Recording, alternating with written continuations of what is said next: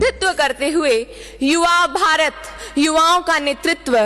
सतत भविष्य की ओर अग्रसित विषय पर विचाराभिव्यक्ति हेतु उपस्थित हूं। मान्यवर,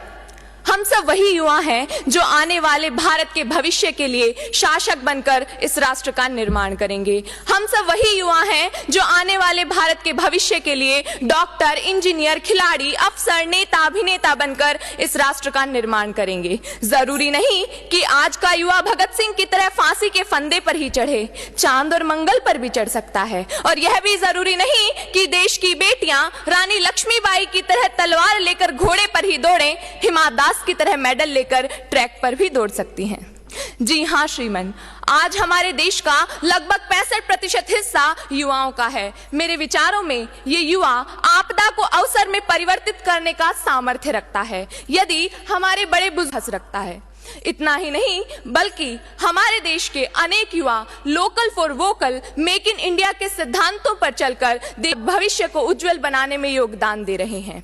अग्निवीर योजना के बाद तो हमारे पास भविष्य में आर्मी से प्रशिक्षित युवाओं की फौज तैयार हो जाएगी और जब भी देश को जरूरत पड़ेगी ये नौजवान अपना सर्वस्व बलिदान करने के लिए तत्पर रहेंगे। तब हम गर्व से कह सकेंगे, धधक धधक धधकेगा अब के अग्नि का अंगारा है, क्या सिंहों का देश कभी चूहों से हारा है। भारत एक अखंड राष्ट्र है, 65% युवाओं के नेतृत्व की ताकत है, कोई हम पर आंख उठा ले किसकी भला हिमाकत है। जी हां श्रीमन, जिस दिन से इस देश का युवा दृढ़ संकल्पित हो जाएगा,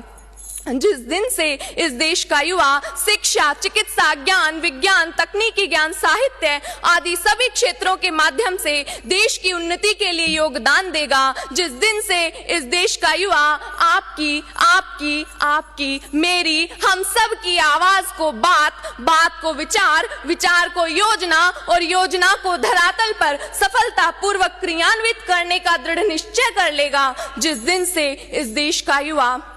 स्वामी विवेकानंद, कलाम, मर्यादा पुरुषोत्तम श्री राम के आदर्शों को दिल की गहराइयों से अपना लेगा, जिस दिन से इस देश का युवा अपने आंतरिक कौशल और नवाचारों की क्षमता को पहचान लेगा, जिस दिन से इस देश का युवा कर्तव्य निष्ठा, ईमानदारी, मेहनत, लगन, देशभक्ति आदि के भावों को दिल की गहराइयों से अपना लेगा, उसी दिन से उभर रहा होगा हम सबके सामने अखंड, अद्भुत, द्वितीय, श्रेष्ठ, संपन्न, मजबूत, विकसित, सतत भारत का भविष्य। अंत में मैं बस इतना ही कहना चाहूंगी